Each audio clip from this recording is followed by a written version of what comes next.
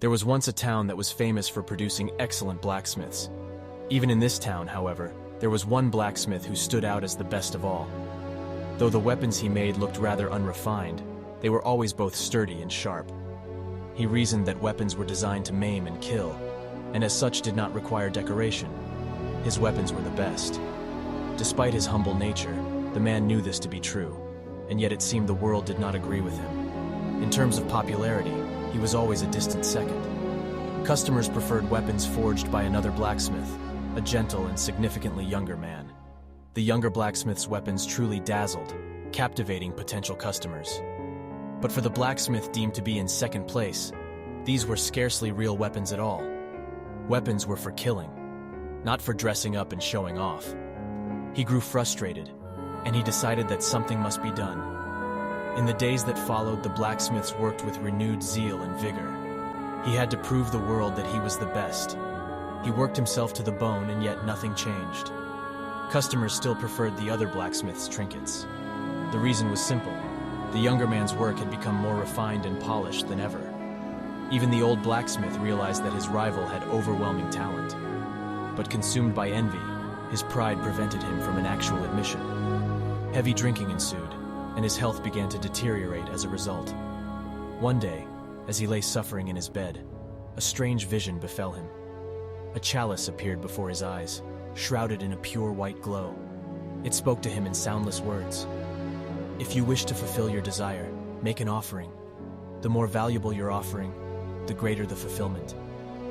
The blacksmith felt a rare confidence swelling up inside him. He was sure that if he obeyed the voice, his heart desire would be fulfilled.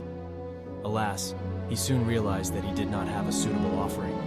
He had already sold everything he owned and spent the money on drink. Suddenly, the blacksmith had a thought. There was something he could offer, something close to hand. Cyclops lore. His flesh. He decided to give an eye as his offering. He had two of them, after all. Losing one would be of no consequence. He needed both his arm and legs for his work, but an eye was a small price to pay. The pain was unbearable, and the blacksmith writhed in agony on the floor. He contracted an intense fever that did not subside for several weeks. But it was small price to pay for indeed, for what he had created was no ordinary weapon. It was a trident, covered in countless twitching eyeballs. Once thrown, it guided itself towards its targets. It never missed. The blacksmith convulsed with delight. He had created his masterpiece. Once the world saw this, he would finally be recognized for his talent. Alas, he couldn't have been more wrong. No one wanted to buy a weapon with such unsettling looks. The blacksmith grew angry. Still, people refused to see the true value of his work.